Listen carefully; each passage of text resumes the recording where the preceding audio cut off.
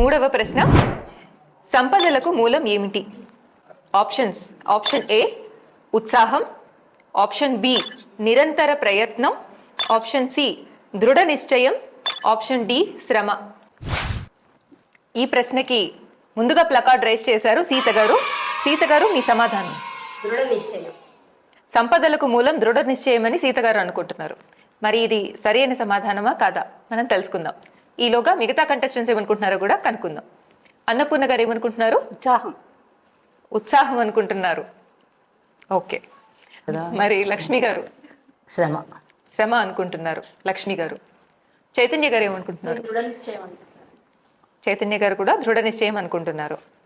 సంపదలకు మూలం ఏమిటి అనే ప్రశ్నకి సరైన సమాధానం ఆప్షన్ ఏ ఉత్సాహం అండి. మీరు తప్పు సమాధానం చెప్పారు.